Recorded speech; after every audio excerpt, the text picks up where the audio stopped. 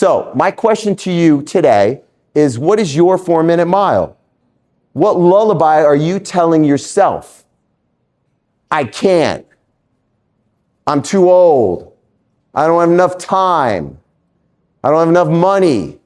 It's his fault. It's your fault. It's my family's fault. It's my genetics.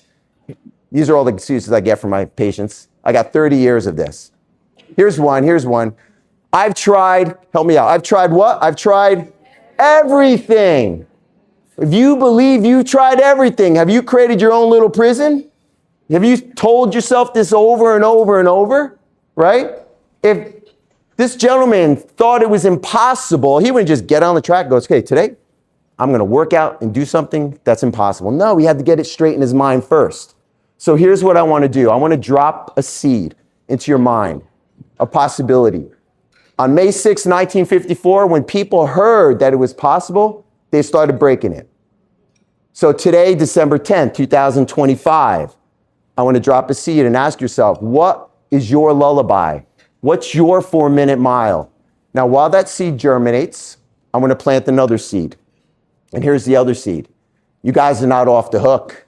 Just because you may not want to break your 4-minute mile right now, at a minimum, you have to bring in self-regulation practices in your life, because it is a driving force to most health conditions that I have seen that are chronic over time. It's essential. Now, let's go back to our teachers. We have warnings and we have examples. So let's see an example. I'm going to give you a story. It's a short story. It's the salmon story, really super short. Salmon, they swim upstream. They swim. They push hard. Does this sound familiar in life? They push and they push. They get to the top, they produce their offspring, and then they die. The end. That's it. That's the end of the story. So biologists wanted to know, why are they dying right after they produce offspring? And what they found is that these salmon were producing an extremely high level of cortisol. It was flooding their system.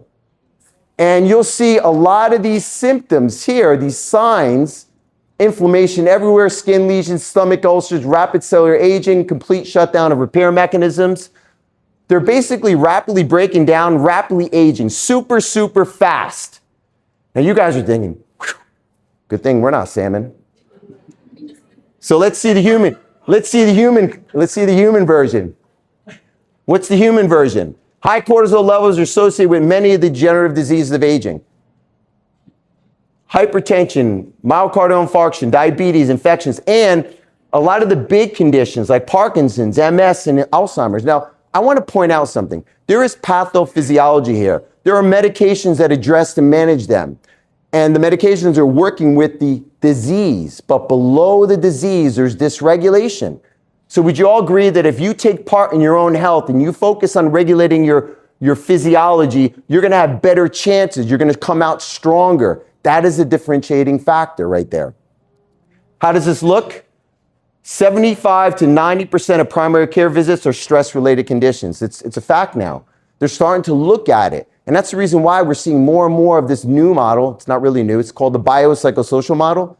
It's been around for thousands of years. And now we're starting to see it and see the research of the connection. And this is the connection.